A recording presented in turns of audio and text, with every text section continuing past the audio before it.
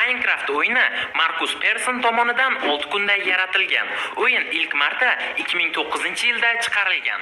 O'yinning boshlang'ich nomi Cave Game, ya'ni g'or o'yini deb nomlangan. Microsoft kompaniyasi 2014-yilda Minecraftni 2,5 milliard dollarga sotib olgan. Minecraft dunyosi taxminan 4 milliard kvadrat kilometrni tashkil qiladi. Bu degani yer yuzidan 8 baravar kattaroq. O'yin Legoga o'xshash dizaynda bo'lgani uchun mashhur bo'lib ketgan. O'yindagi Creeper aslida noto'g'ri kodlangan cho'chqa modeli bo'lgan. Creeperlar suvda portlamaydi. Creeperni chaqmoq ursa, portlashi yanada kuchayadi. Uning boshqa moblardan farqi o'zidan suyak qoldirmaydi. O'yindagi asosiy qahramon Steve deb ataladi. I am Steve. YouTube kanalingizni keskin rivojlantirishni xohlaysizmi? Unda bizning Vegeta Private yopiq kanalimizga qo'shiling.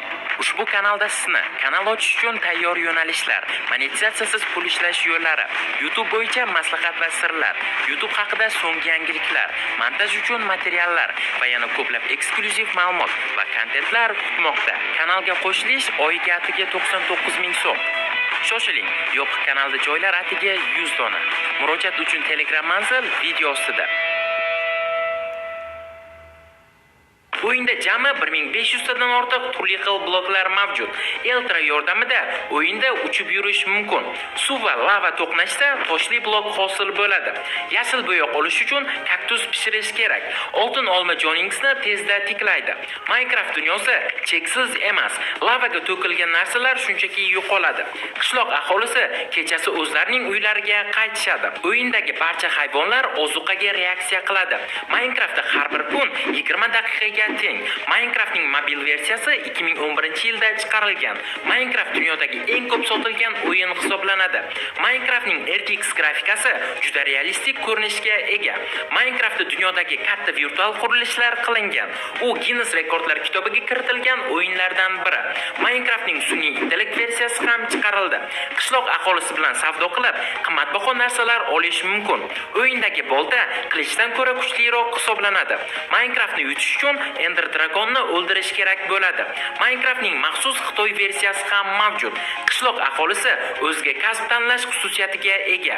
O'yinga har yangilanishda yangi hayvonlar qo'shiladi.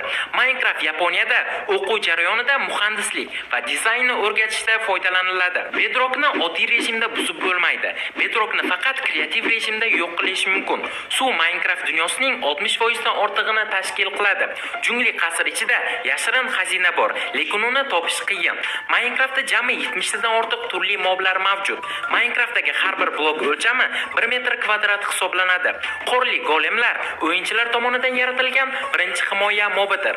Minecraftda qum tortish kuchi qonuniga amal qiladi va yiqilib tushadi. Ko'mir va yog'och pechda bir xil vaqt yonadi. Yomg'ir paytida baliq ovlash imkoniyati oshadi. Bo'rilar o'yinda o'yinchi bilan sodiq hamroh bo'lishi mumkin. O'yin birinchi marta Java dasturlash tilida yozilgan. Minecraftning mobil versiyasi Pocket Edition deb ataladi. O'yindagi har bir dunyo tasodifiy yaraladi.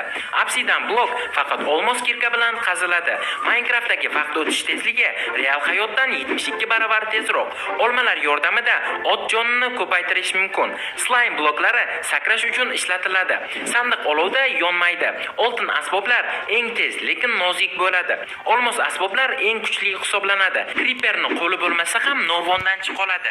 O'yinda baliq ovlash orqali qimmatbaho narsalar topish mumkin. Lava cheksiz yonish manbai hisoblanadi.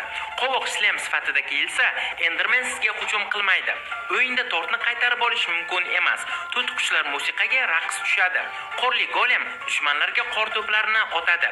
Kaktusga istalgan narsa tashlanganda u yo'q bo'lib qoladi. Chaqmoqli havoda kunduzi uxlash ham mumkin.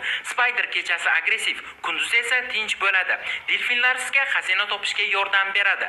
Varden o'z ko'zlari bilan emas, tovush orqali sizni topadi. O'rgimchaklar devorlarga chiqishi mumkin. Mushuklar creeperlardan himoya qiladi. Endermanni suvga tushirish orqali yo'q qilish mumkin. Bo'rilar creeperlarga hujum qilmaydi. Bambuk eng tez o'suvchi o'simlik hisoblanadi. O'yinni kreativ rejimda o'ynab, cheksiz resurslarga ega bo'lish mumkin. Panda faqat bambuk o'simliklar yaqinida paydo bo'ladi. Minecraft 50 tadan ortiq tilga tarjima qilingan. Minecraft Lego kompaniyasi bilan hamkorlikda ishlaydi. Minecraftda tulki bollari juda kichikligi uchun suvda suzolmaydi. Minecraftda temirlar orqali 30 tadan ortiq buyumlar yasash mumkin. Golem golemga temir berish orqali uning jonini tiklasa bo'ladi. Agarda hayvonlar olovdan o'lib qolsa, pishgan go'shtga aylanib qoladi. Minecraftni PlayStation 1 va 2 da o'ynab bo'lmaydi. Minecraftda shaderlar ishlatish orqali atmosferani o'zgartirish mumkin. PewDiePie va MrBeast o'z faoliyatini Minecraft videolar bilan boshlagan. 2025-yilda Minecraft haqida badiiy film premyera qilinadi. Hozircha uning treyleri YouTube'da taqdim etilgan. Cho'l zombilari quyoshda yonib ketishmaydi. Minecraftda shisha qumdan olinadi. Qaychi yordamida qo'ylarni yungini olish mumkin. Minecraftda hayvonlarni jinsi mavjud emas. Kichkina zombilar katta zombilardan tez yuguradi.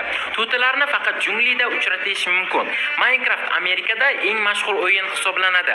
Yuzlab dinamitlarni bir vaqtda portlatsangiz, kompyuter qochishi mumkin. PewDiePie Minecraft haqida qo'shiq aytgan. Freaking Loki that I'm underground. I got Minecraftni Instagramda 10 milliondan ortiq obunachisi bor. Minecraftda ilonlar mavjud emas. Mushuklar qanchalik balandlikdan yiqilmasin, joni ketmaydi. Creeperlar dunyoni yashil